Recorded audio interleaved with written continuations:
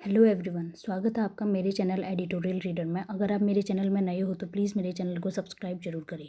चलिए स्टार्ट करते हैं आज की वोकैब। आज की सबसे पहली वोकैब है पेंचेंट। पेंचेंट एक नाउन है। इसका मीन्स होता है स्ट्रॉन्ग और habitual liking for something.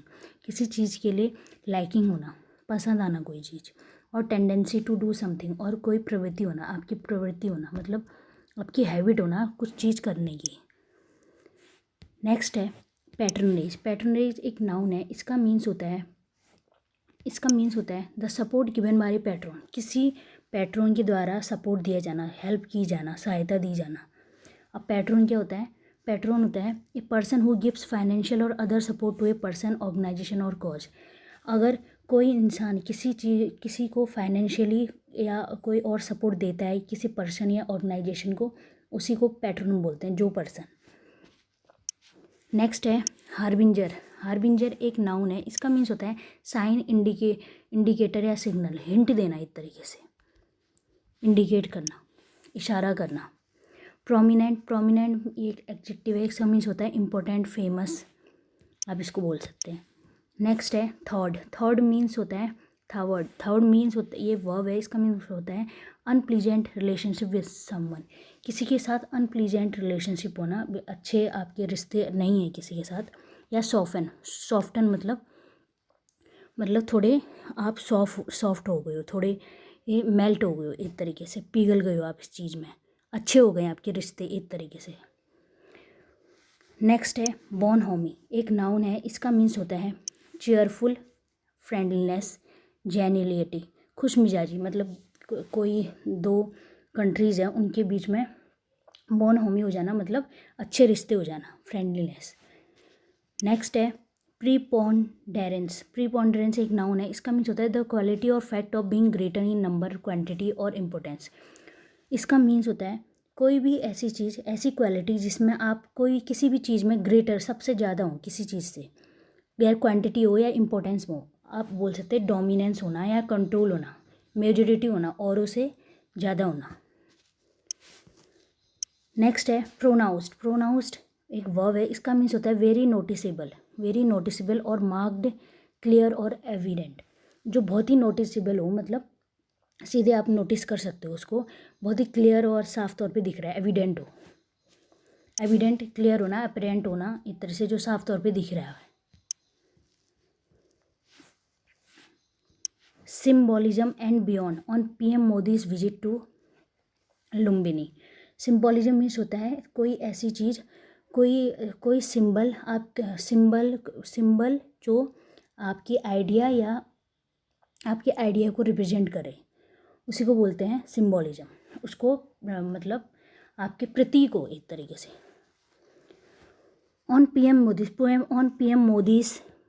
PM Modi's ये अपोस्ट्रोफी लगाए, मतलब पीएम मोदी की विजिट, पॉजेसिव फॉर्म यहाँ पे, PM Modi's visit to Lumbini.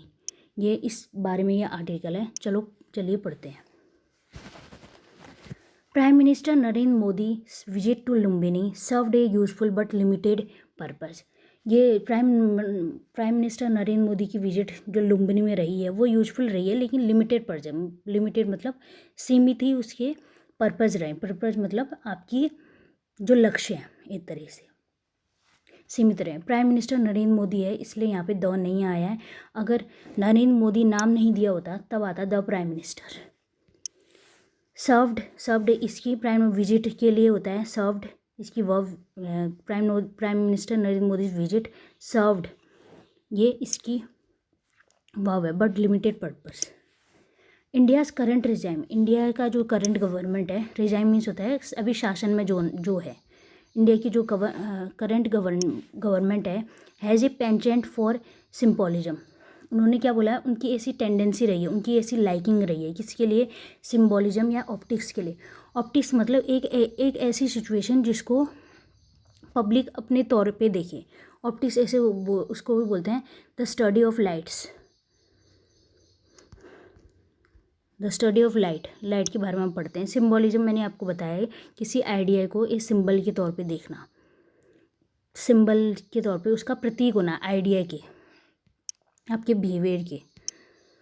तो ये current has penchant means penchant हमने क्या पढ़ा था, किसी ए स्ट्रॉन्गर और हैबिचुअल लाइकिंग फॉर समथिंग और टेंडेंसी टू डू है, जिसकी हमेशा से टेंडेंसी रही है। इंडिया की करंट एग्जाम मतलब करंट गवर्नमेंट, इंडिया की अपोस्ट्रोफी है, इंडिया की करंट एग्जाम है जाया है क्योंकि सिंगुलर है, रिजाइम सिंगुलर है, as a penchant for symbolism and optics. उनकी हमेशा से ऐसी टेंडेंसी रही है किसके लिए, सिम्बॉलिज्म के लिए और ऑप्टिक्स के लिए। ए टेंडेंसी डेट, एक ऐसी टेंडेंसी, एक ऐसी प्रवृत्ति that becomes more pronounced when the symbolism is religious. एक ऐसी टेंडेंसी जो क्या हो गई है, बहुत ही क्लियर दिखती है अगर सिम्बॉलिज्म जो किसका, अगर धार्मिक, अगर वो सिम्बॉलिज्म जो प्रतीक है वो किसका है, वो धार्मिक हो, तो ये ऐसी साफ दिखता है इंडिया के गवर्नमेंट के लिए बोल रहे हैं यहाँ पे। ए टेंडेंसी है, सिंगुलर है, इसलिए बिकम आया यहाँ पे। बिकम, आपको सिंगुलर वर्ब और प्लुरल वर्ब बता दूँ। सिंगुलर वर्ब के साथ जैसे हमने गो लिखा तो गो ये प्लुरल वर्ब है, अगर गोज लिखेंगे तो ये सिंगुलर वर्ब है। जैसे he goes to market, he singular है इसलिए ई एस है, गो नहीं आएगा यहाँ पे, गोज आएगा। तो जब हम सिंगुलर हमारे पास नाउन होता है, प्रोनाउन होता है, उसके बाद हमेशा सिंगुलर वर्ब ही आता है। अगर प्लुरल है तो प्लुरल आएगा, और प्लुरल जैसे यहाँ पे आई, यू, दे, जैसे they go to market, they goes नहीं आएगा क्योंकि बहुत सारे दे, तो गोज नहीं आएगा यहाँ पे, सिंगुलर फॉर्म आएगी, प्लुरल फॉर्म आएगी, सॉरी, गो।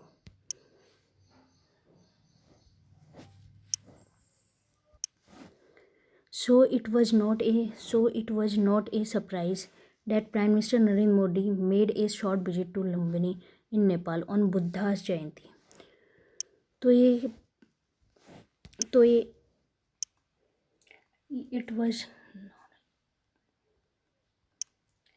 ये एक सरप्राइज़ की बात नहीं थी प्राइम मिनिस्टर मोदी के लिए। Made a short visit to Lumbini, जो उन्होंने, सरप्राइज़ की बात नहीं है ये, बहुत ही मतलब हैरानी की बात नहीं है कि प्राइम मिनिस्टर नरेंद्र मोदी ने एक छोटी सी विजिट की, एक छोटी सी यात्रा की, कहाँ पे, लुम्बिनी, जो नेपाल में है, इन नेपाल। ऑन बुद्धा जयंती के दिन उन्होंने नेपाल में विजिट किया। ये कोई हैरानी की बात नहीं है, इसलिए बोला है क्योंकि जो आपको बता दें गवर्नमेंट की, इंडिया की जो गवर्नमेंट है वो सिम्बॉलिज्म, स्पेशली रिलीजियस के तौर, धार्मिक तौर पे जो सिम्बॉलिज्म है उसके लिए काफ़ी क्लियर है, उसकी टेंडेंसी है, उसकी लाइकिंग इस चीज़ पे ज़्यादा है। ये एडिटोरियल बोल रहा है। लुम्बिनी इन बुद्धिस्ट ट्रेडिशन, जो लुम्बिनी है बुद्धिस्ट ट्रेंड में, अब बुद्धिस्ट हम ट्रेडिशन में बात करें थे, is the birth place of Gautam Buddha. Lumbini क्या है, ये बर्थ प्लेस है किसकी, गौतम बुद्धा की। And mister Modi along with his Nepali counter part, mister Modi और उनके नेपाली काउंटर पार्ट, मतलब बिल्कुल उन्हीं के पोस्ट के जो इंसान है, मतलब प्राइम मिनिस्टर, जो नेपाली प्राइम मिनिस्टर है, laid the foundation stone for the India International Center for Buddhist Culture and Heritage in the Lumbini monastic zone. उन्होंने क्या किया, मोदी और नेपाली जो प्राइम मिनिस्टर हैं, उन्होंने क्या किया, आधारशिला रखी किसकी, India international centre for Buddhist cultural heritage in the Lumbini. ये कल्चरल हेरिटेज, बुद्धिस्ट संस्कृति का, ये उन्होंने एक फाउंडेशन रखा, एक आधारशिला रखी in the Lumbini monastic zone. Monastic zone मतलब जहाँ पे मॉन्क रहते हो, जहाँ पे बोलते हैं साधु संत रहते हैं, मठ बोलते हैं, वहाँ पे। The centre will play a role in challenging. Centre ने क्या किया है, ये जो सेंटर है, मतलब जो इंडियन गवर्नमेंट है, वो बहुत बड़ा रोल प्ले करेगी, बहुत बड़ी भूमिका निभाएगी in challenging the preponderance of the Chinese sponsorship. उनके लिए बहुत ही ज़्यादा चैलेंजिंग रहेगा, किसके लिए, इंडियन गवर्नमेंट के लिए, जो चाइनीज़ का जो प्रीपोंडरेंस है, मतलब डोमिनेंस है, हर जगह कंट्रोल है उसका, मतलब ज़्यादातर एरिया में कंट्रोल है नेपाल में, जो स्पॉन्सरशिप वो देते हैं नेपाल को बहुत जगहों में, उस पर उनके लिए बहुत ही चैलेंजिंग रहेगा, किसके लिए, सेंटर के लिए, और वो बहुत अच्छी भूमिका निभा सकते हैं, ये यहाँ पे बोला जा रहा है। And patronage of the Buddhist festival, and patronage मतलब सहायता या संरक्षण, जो चाइनीज़ गवर्नमेंट का जो ज़्यादा रहा है यहाँ पे, and institution in the area, in this area, मतलब लुम्बिनी में जो भी रहा है, नेपाल में चाइनीज़ का ज़्यादा डोमिनेंस है, वहाँ पे उन्होंने बहुत चीज़ें स्पॉन्सर की हैं, जो बहुत चीज़ें उनके कंट्रोल में, मीन्स उनके डोमिनेंस में है, तो ये इंडियन गवर्नमेंट के लिए काफ़ी चैलेंजिंग रहेगा। It it it could also be A harbinger, ये क्या है, इट कुड ऑल्सो बी, ये क्या हो सकता है, it could also be A harbinger of A focus development of the area into a tourist and cultural hub for pilgrims and other visitors. ये बहुत ही ज़्यादा क्या है, एक हार्बिंगर ये हो सकता है, इंडिकेशन हो सकता है, एक इंडिकेशन बोलते हैं, साइन हो सकता है किसका, फोकस्ड डेवलपमेंट, फोकस्ड मतलब विकास, फोकस्ड डेवलपमेंट का, विकास के लिए ऑफ द एरिया, उस एरिया का, into a tourist and a cultural hub for pilgrims and other visitors. जितने भी कल्चरल हब बन सकता है ये, जो भी तीर्थयात्री और अदर विजिटर्स आते हैं जो भी यहाँ पे, अदर्स के साथ हमेशा प्लूरल फॉर्म आती है, विजिटर नहीं आता, हमेशा विजिटर्स आएगा, कोई भी चीज़ आएगी तो प्लूरल ही आएगी। टू डेट एंड, इस एंड के साथ, टू डेट एंड में फ्रेजल वर्ब है, फ्रेजल है, इसका मीन्स होता है to achieve a particular purpose, कोई चीज़ अचीव करने के, to achieve a particular aim, ये अचीव एम करने के लिए PM Modi visit would have been welcome by his Nepali counterpart. PM Modi की जो विजिट थी उसको किसने वेलकम किया, किसने स्वागत किया, नेपाली काउंटर पार्ट, मतलब उन्हीं की पोस्ट के लाइव, पीएम मोदी के, मतलब Nepali PM. Would have been आया है तो इसके बाद थर्ड फॉर्म ऑफ वर्ब आती है हमेशा। With the PM also, with the PM मतलब इंडियन प्राइम मिनिस्टर के लिए बोला है, विद द पीएम ऑल्सो इक्विवोकली ये वर्ब है, ये एडवर्ब है, ये वर्ब है, जो वर्ब को क्वालिफाई करता है वो एडवर्ब होता है। अनइक्विवली मतलब क्लियरली, साफ तौर पे, स्पष्ट रूप से, उन्होंने बिल्कुल स्पष्ट रूप से कहा। द अनइक्वली एग्जैक्टिंग मतलब कहा, कहना, स्टेट करना। स्टेटिंग that Lumbini was the birth place of Gautam Buddha. Lumbini क्या है, बर्थ प्लेस रही है किसकी बुद्धा की, गौतम बुद्धा की। वो वॉज बॉर्न है, जो सिद्धार्थ नाम से, मतलब वो पहले उनका नाम सिद्धार्थ था, उस नाम से बॉर्न हुए थे। This should put A rest in needless irritant in the Indian Nepal relationship. ये क्या कर सकता है, इस चीज़ को क्या करना चाहिए, पुट ए रेस्ट, उसको शांत करना चाहिए, नीडलेस मतलब जिसकी ज़रूरत नहीं है, इरिटेंट मतलब परेशानी, अड़चन बोल सकते हैं। ये क्या करना चाहिए, इसको जो भी परेशानी है इंडिया और नेपाल के रिलेशनशिप में उसको शांत कर देना चाहिए, जो नीडलेस है, नीडलेस मतलब जिसकी ज़रूरत नहीं है। दी शुड के साथ हमेशा फर्स्ट फॉर्म ऑफ वर्ब आती है, शुड पुट, और कुछ और भी होता है सिंगुलर फॉर्म ही आती है। शुड के साथ, कुड के साथ हमेशा सिंगुलर फॉर्म ऑफ वर्ब आती है। Should put to a rest, इसको, इस चीज़ को रेस्ट दे देना चाहिए, जो भी इंडिया और नेपाल के बीच में जो रिश्ते हैं उनमें जो भी परेशानियाँ हैं, जो भी अड़चने हैं। With some hyper nationalist Nepalis, बहुत सारे ऐसे हाइपर नेशनलिस्ट जो राष्ट्रवादी वो हैं, क्या बोलते हैं, नेपालीज हैं। क्लेमिंग, उन्होंने दावा किया, क्लेम करना होता है दावा करना। Claiming that the Indian government, उन्होंने ये क्लेम किया that the Indian government had a different believe on Buddhas origin. Indian government का क्या है, उनका हमेशा से डिफरेंट बिलीव रहा है क्या, कि बुद्धा का ओरिजिन कहाँ था, मतलब बुद्धा कहाँ जन्मे थे, उनका ओरिजिन कहाँ है, ये उनका डिफरेंट बिलीव है। तो आप दोबारा पढ़ते हैं इसको। इंडिया की पीएम ने क्या किया, अनइक्विवली मतलब क्लियरली कहा, लुम्बिनी एक ऐसी जगह है जो, लुम्बिनी गौतम बुद्धा की बर्थ प्लेस है, जिनका जो सिद्धार्था के नाम से पैदा हुए थे।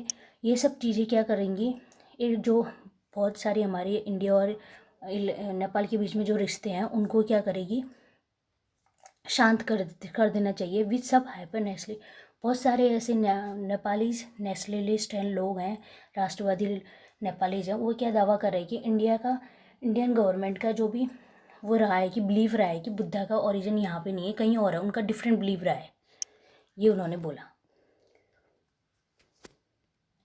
The visit also coincided with the visit के लिए वर्ब की फॉर्म वर्ब आई है, coincided with the signing of in few MOUs, the most prominent being the development and implementation of the Arun 4 hydropower project। इसने क्या बोला, ये visit क्या हुआ है, कोइंसाइडेड मतलब occur at the same time, कोई चीज़ दो ही चीज़ एक ही टाइम पे हुई हो। ये विजिट के साथ साथ क्या हुआ, विद द साइनिंग ऑफ, बहुत सारे MOU पे साइन किए गए, बहुत सारे MOU पे हस्ताक्षर किए गए। द मोस्ट, जिसमें से सबसे ज़्यादा प्रोमिनेंट क्या है, द मोस्ट क्या है, सुपरलेटिव डिग्री है। मच मोर मोस्ट, इसके पहले द हमेशा आता है। कोई भी सुपरलेटिव डिग्री हो उसके पहले द आता है। द मोस्ट प्रोमिनेंट मतलब इम्पोर्टेंट, बहुत ही मुख्य, इनमें से सबसे इम्पोर्टेंट क्या है, being the development and implementation of the Arun 4 hydro power project. इनमें से सबसे इम्पोर्टेंट क्या है, उसका कौन सा, हाइड्रो 4 पावर प्रोजेक्ट, जिसका डेवलपमेंट और इम्प्लीमेंटेशन होना जरूरी है, मतलब वो सबसे ज़्यादा इम्पोर्टेंट है। जो MOU जितने भी इन लोगों ने साइन किए दोनों देशों के बीच में, जो भी समझौते होते हैं उनको लेके ये विजिट कोइंसाइड, मतलब विजिट तो हुई उसके साथ साथ ये भी MOU भी साइन हुई। The PM's visit followed his counterpart Sher Bahadur Deuba's trip to India in Nepal. PM's visit मतलब प्राइम मिनिस्टर, द आया है क्योंकि यहाँ पे मोदी का नाम नहीं लिखा है, इसलिए मैंने बताया था आपको, अगर नेम नहीं दिया है बस पोस्ट दी है तो उससे पहले द आता है। द PM's विजिट, PM की visit followed his counterpart Sher Bahadur Deuba trip to India इन अप्रैल। जो PM मोदी की विजिट हुई वो किसके बाद हुई, जो Sher Bahadur counter part means मतलब PM, नेपाली जो PM है शेर बहादुर देवबा, उनकी ट्रिप के बाद हुई, जो अप्रैल में इंडिया आए थे उसके बाद PM मोदी की विजिट हुई, मतलब उसको फॉलो किया PM मोदी ने। विच थॉट, जिसने क्या किया, इनकी विजिट ने क्या किया, which thought relation after a series of controversial steps. Which thought मतलब जिसने सॉफ्टन किया, थॉट मतलब होता है सॉफ्टन करना, मेल्ट करना। थॉट वैसे उसके लिए यूज होता है जैसे कोई चीज़ फ्रोजन होगी, कोई चीज़ वो मेल्ट हो गई हो, वो उसका मतलब होता है थॉट। तो इसमें क्या किया उन्होंने, सॉफ्टन किया, इस विजिट ने क्या किया, थोड़ा सॉफ्टन किया, थोड़ा मेल्ट किया, कोई चीज़ें थोड़ी सही की, रिलेशंस, ये हमारे संबंध सही किए इंडिया और नेपाल के, after a series of controversial, मतलब बहुत सारे लगातार कॉन्ट्रोवर्शियल स्टेप्स जो लिए गए थे, काफ़ी मतलब उन पे दोनों देशों के बीच काफ़ी डिस्प्यूट चल रहे थे, किसको लेके, during the tenure of mister Devdas ji, उनके काल में, जब तक वो सत्ता में थे, प्रेसिडेंट एंड KP ओली के काल में। तो इन्होंने बोला बहुत सारे कॉन्ट्रोवर्शियल स्टेप के बाद ये थोड़ा ऐसा लग रहा है ये सब चीज़ें थोड़ी अब सॉफ्टन हो गई है, मतलब थोड़ा सही हो रही है। ऑन द काला पानी डिस्प्यूट, जो काला पानी डिस्प्यूट था दोनों के बीच में, एक डिस्प्यूट चल रहा है इसको रिलेटेड, काला पानी को रिलेटेड काला पानी को रिलेटेड, तो उसको रिलेटेड ये बात हुई। दोबारा बताती हूँ, द विजिट, ये जो विजिट है, ये जो प्राइम मिनिस्टर मोदी की विजिट है, उनके साथ इनकी विजिट तो हुई, उसके साथ यहाँ पे बहुत दोनों देशों के बीच क्या हुई, बहुत सारे समझौते पे साइन हुए, और सबसे इम्पोर्टेंट उनमें से कौन सा रहा है, डेवलपमेंट और implementation of Arun 4 hydro power project.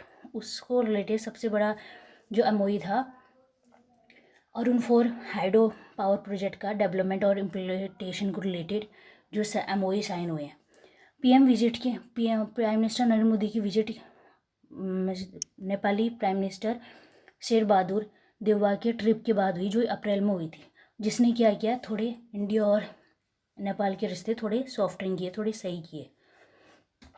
और जो किसके बाद थोड़े सॉफ्टन हुए हैं, बहुत सारे कॉन्ट्रोवर्शियल स्टेप्स के बाद, जैसे काला पानी जो डिस्प्यूट चल रहा है दोनों देशों के बीच, उसके बाद थोड़े सही हुए हैं, ऐसा यहाँ पे बोल रहा है।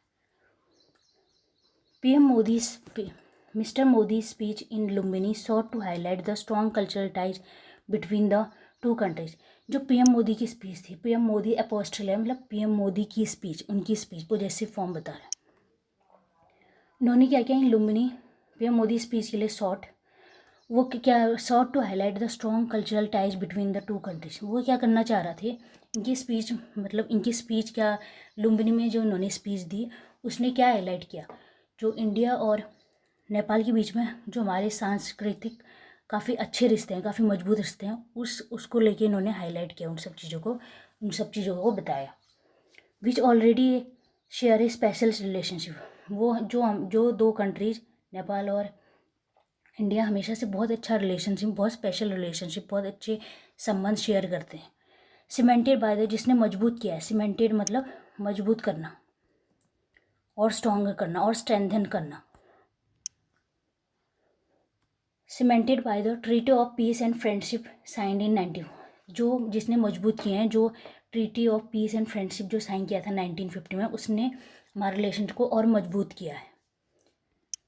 There are several there are several irritants that have developed straining this relationship। बहुत सारे ऐसे अड़चने आई हैं या ऐसी परेशानियां आई हैं जो बहुत सारी अड़चने ऐसी पैदा हुई हैं। रिटेंट्स के बाद आया हैव, ये इसके लिए जो है हैज नहीं आया क्योंकि ये सिंगुलर प्लुरल है। रिटेंट्स प्लुरल है, प्लुरल नाउन है, तो इसके साथ हैव आए। हैव डेवलप्ड, बहुत सारी ऐसी चीज़ें हैं, अड़चने हुई जो बहुत सारी पैदा हुई। स्ट्रेनिंग दिस, उसने इस रिलेशनशिप को कमज़ोर किया, मतलब इस रिलेशनशिप को और ज़्यादा कमज़ोर किया, जो भी रिश्ता है। एंड फॉर नाउ, लेकिन अब there seems to be concerted attempt by both regimes to return to bonhomie. लेकिन अब क्या हो रहा है, ऐसा प्रतीत हो रहा है कि कॉन्क्रीटेड मतलब मजबूत अटेम्प्ट मतलब प्रयास, मजबूत प्रयास किया जा रहे हैं दोनों देशों के द्वारा, ताकि वो दोबारा से अपनी जो पहले की दोस्ती थी उस पर आ जाए, ताकि वो दोबारा से रिटर्न हो सके, क्योंकि काफ़ी कंट्रोवर्सी चली थी दोनों देशों के बीच में, काफ़ी डिस्प्यूट काला पानी को रिलेटेड और भी बहुत सारी चीज़ों को रिलेटेड बहुत सारे डिस्प्यूट चल रहे थे।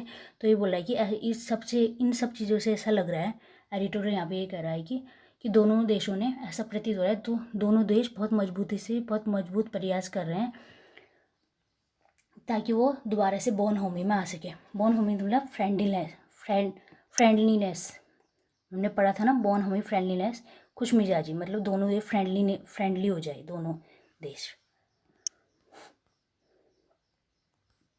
विद द इंडियन गवर्नमेंट क्या है, with the Indian government seeking to utilise, Indian government क्या कर रही है, सीकिंग करना चाह रही है, सीक मतलब चाहना, टू यूटिलाइज करना, यूटिलाइज करना रिलीजियस डिप्लोमेसी, जो धार्मिक कूटनीति है उसको यूज करना चाह रही है, as a means to emphasise the special relationship, ताकि जो इंडिया और नेपाल के बीच में जो अच्छे से रिलेशनशिप है उस पर ज़्यादा ध्यान दे सके, उस पर ज़्यादा जोर दे सके।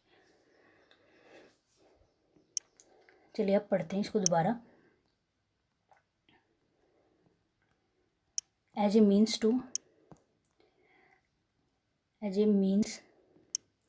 टू के बाद हमेशा फर्स्ट फॉर्म ऑफ वर्ब आती है।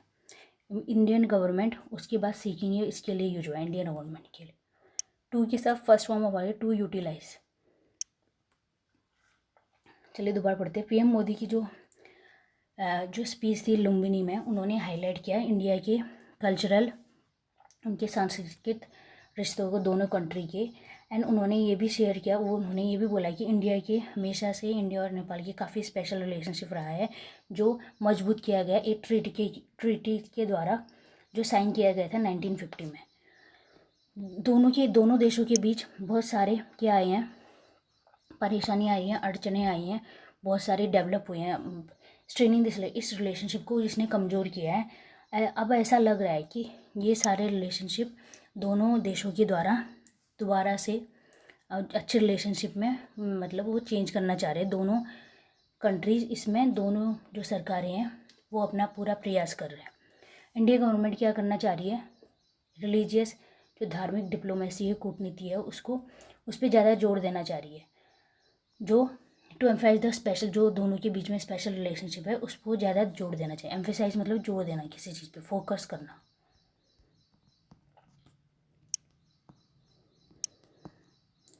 But there have been significant changes के लिए हैव आया, बहुत सारे ऐसे चेंजेस हैं नेपाल पॉलिटिकल इकोनॉमी में, बहुत सारे ऐसी चेंजेस आए हैं।